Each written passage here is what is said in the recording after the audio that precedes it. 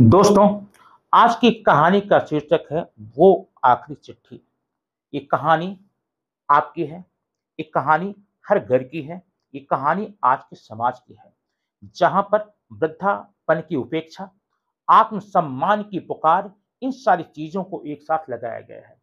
ये कहानी उस माँ-बाप की है, जो अपनी कमाई का एक-एक हिस्सा अपने बच्चों की पढ़ाई-लिखाई, करियर पे लगा देते हैं। ये कहानी उन बच्चों को है, उन बहू की है, जो कि सफल होने के बाद, करियर सफल पाने के बाद में उन्हीं घर के वृद्ध व्यक्ति को कूड़ा-करकट से ज़्यादा कुछ नहीं समझते। कहानी शुरू होती इस प्रकार से, दिन का उजाला कमरे में फैला था, फिर भी दीनानाथ जी को चीजें धुंधली दिख रही थी। आंखों पर चश्मा था, फिर भी एक कदम जैसे थम सा गया। चोर की आवाज आई, दिन में भी दिखाई नहीं देता, चश्मा भी लगाए हो। बहू की कर्कश आवाज ने उन्हें चौंका दिया। अभी दीनानाथ जी मंदिर से वापस आए थे। घर में जैसे ही कदम रखा, उनके कानों में कर्कश आवाज गूंज गई। सीमा बोलती रही, इतनी मेहनत से फर्श को साफ किया और तुमने फिर से गंदा कर दिया। अब दोबारा मैं साफ नहीं करने वाली, इसे मैं दोबारा करने वाली नहीं हूं। दीनानाथ जी ने कुछ कहने के लिए मुंह खोला था कि निर्मला ने धीरे से उनके हाथ पर हाथ रखा। वही पुराना इशारा, चुप रहो, ताकि घर की शांति बनी रहे। क्योंकि निर्मला जी जानती थी कि दीनानाथ जी के मन में कहने के लिए बहुत कुछ भरा है, लेकिन निर्मला जी हमेशा आगे आ जाती और उनको कहने से रोक देती, ताकि घर की शांति बनी रहे। इन दिनों दीनानाथ और निर्मला अपने बेटे और बहू के व्यवहार से भीतर से टूट चुके थे। लेकिन निर्मला हमेशा दीनानाथ जी को रोक देती थी। शायद उम्मीद के आखिरी धागे बंधे हुए थे। उनको उम्मीद थी, हो सकता है आने वाले समय में बहू बेटे हमको वह सम्मान दें जिसके वो हकदार हैं, लेकिन ऐसा हुआ नहीं। उसी दोपहर सीमा जी ने बिजली का बिल लहराते हुए कमरे में प्रवेश किया और संजू की तरफ इशारा करते हुए बोली, देखो ना अपने मम्मी पापा के ठाट, दिन रात एसी चलता है। इनको ठंड चाहिए, इनको शिमला चाहिए, कश्मीर चाहिए, चले क्यों नहीं जाते? बिल तो हमें भरना पड़ता ना, इन लोगों से क्या मतलब, ये तो एसी की हवा लेकर मस्त हैं। बेटा, संजू ने बिना कुछ कहे इलेक्ट्रीशियन को बुला लिया। संजू ने जैसे ही सीमा की आवाज सुनी, उसने इलेक्ट्रीशियन को बुलाया और इलेक्ट्रीशियन हाजिर हो गया। अगले पल इलेक्ट्रीशियन, संजू, सीमा, दीनानाथ जी कमरे में पहुंच चुके थे। संजू और सीमा की चेहरे पर कुटिल मुस्कुराहट थी और इलेक्ट्रीशियन ने एसी को खोलकर जमीन पर रख दिया। धीरे से दीनानाथ जी ने कहा, बेटा, मेरे कमरे का एसी क्यों निकाल दिया? संजू ने बड़े ही नीरसता से कहा, बाबूजी, पंखा है ना, देखते हैं कितनी महंगाई है, बिल कितना आता है, कितना मैं करूंगा, कहां से करूंगा, पैसे पेड़ पर थोड़े उगते हैं। दीनानाथ जी कुछ बोलना चाहते थे, लेकिन निर्मला ने फिर वही शांत रहने का प्रयास कर दिया, क्योंकि वो जानती थी दीनानाथ जी के मन में एक उद्गार भरा हुआ है, ज्वार भरा हुआ है। जिस दिन फूटेगा, सब तहस नहस हो जाएगा। दीनानाथ जी के चेहरे पर क्रोध और ग्लानि के भाव तैरते चले गए। लगे सोचने, क्या यही दिन देखने थे? मन में आया कि आज आर या पार कर दूं, सारी बातें खोल कर रख दूं, सारा हिसाब किताब क्लियर कर दूं। लेकिन फिर निर्मला हर बार जैसे एक दीवार बन करके खड़ी हो जाती थी। अगले शाम की बात है, शाम का समय था। दीनानाथ और निर्मला ड्राइंग रूम के सोफे पर बैठे हुए पुराने दिनों की बातें कर रहे थे। तभी अचानक दरवाजा खुला। दीनानाथ जी ने सर उठा के देखा तो सामने संजू और सीमा खड़े थे। वो लोग अपने पिताजी के पास आए और बोले, पिताजी। संजू की आवाज में आदेश था, यहाँ पर विनती नहीं थी, नम्रता नहीं थी, विनम्रता नहीं थी, आदेश था। पिताजी, सीमा की छोटी बहन रुचि की सगाई अगले हफ्ते है और सीमा के मम्मी पापा सगाई और शादी के लिए हॉल खोज रहे थे, लेकिन कोई हॉल अच्छा मिला नहीं, बड़ी महंगाई है ना। तो मैंने कह दिया, जब मेरे पास इतना बड़ा मकान है, उसके लिए हॉल क्यों ढूंढना? इतने में दीनानाथ जी ने मुंह खोला। बेटा लेकिन हम दीनानाथ जी कुछ कहना चाहते थे, लेकिन संजू उनकी बात पर ध्यान ही नहीं दिया और बोलता चला गया।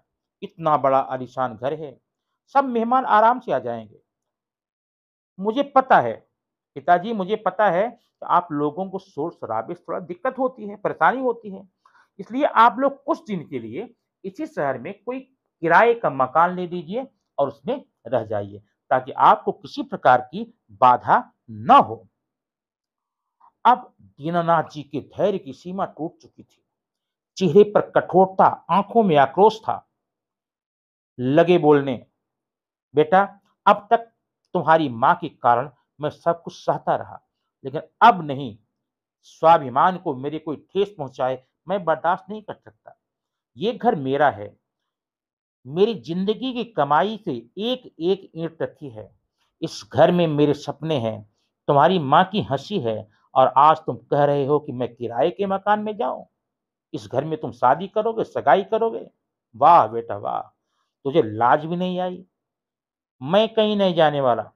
दीनानाथ जी ने कठोरता से कहा, दृढ़ निश्चय से कहा, मैं कहीं नहीं जाने वाला। जो करना है किसी हॉल में करो, मेरे घर में नहीं। संजू फिर भी अड़ा रहा और बोला दृढ़ आवाज में, सगाई तो इसी घर में होगी पिताजी, क्योंकि मैंने अपने ससुराल वालों को वचन दिया है।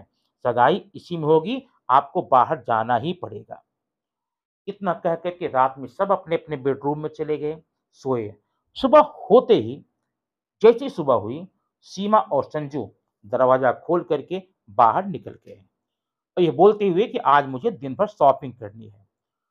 शॉपिंग करके सीमा और संजू जब घर वापस आते हैं शाम को, नजारा कुछ और था। नजारा बदला बदला था। जब संजू और सीमा वापस लौटे तो क्या देखा, घर पर बड़ा सा ताला लटका हुआ था, दरवाजा बंद था। लगा सोचने, कहाँ गए होंगे। सीमा ने चिढ़ते हुए कहा, ये बुढ़े बुढ़ी तो जान की बवाल हो गए हैं। भला बताकर तो जाते, बोल के तो जाते, चाबी देकर के तो जाते।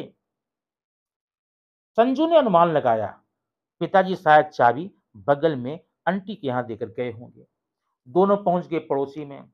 पड़ोस में जैसे ही दरवाजे की बेल दबाई, शर्मा आंटी ने दरवाजा खोला और संजू को पहचानते हुए बोली, क्या बात बेटा, इतने उतावले में क्यों हो? संजू ने कहा, पिताजी ने शायद आपके घर पर चाबी रखी होगी, वही लेने आया हूं। आंटी ने कहा, रुको देखती हूँ। इतना कह के पीछे मुड़ी और फिर अगले ही पल चाबी लेकर के दरवाजे पर खड़ी थी। लेकिन चाबी के साथ साथ में एक कागज का टुकड़ा भी था। चाबी और कागज टुकड़ा दोनों संजू ने अपने हाथ में ले लिया।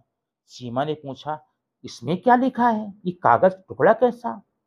संजू ने कहा, रुको पढ़ता हूँ। संजू खोल करके उसे पढ़ने लगा। सीमा ने कहा, जरा जोर जोर पढ़ो ताकि मैं भी सुन लूं।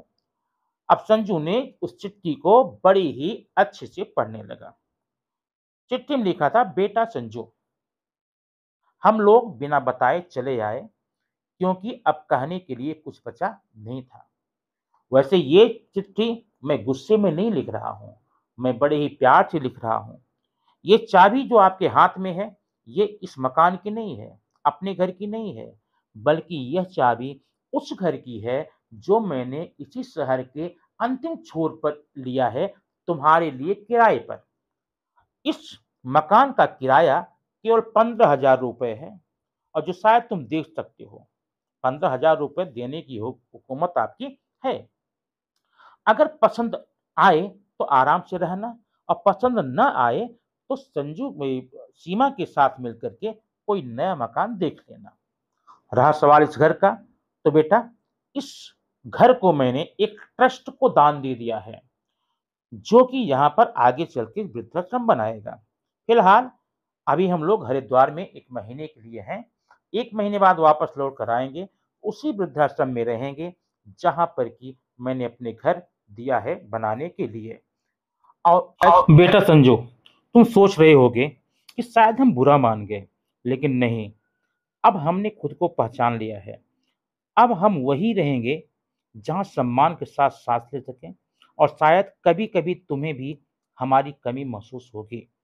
और इतना पढ़ते ही संजय की पैरों से नीचे ज़मीन खिसक गई। संजू की आँखों में उस कागज़ की इबारतों से हट नहीं रही थी। हाथ-पैर काँप रहे थे और मन शायद पहली बार शर्म से झुक गया था। आज उसे अपने किए पर बहुत ही पश्चाताप हो रहा था।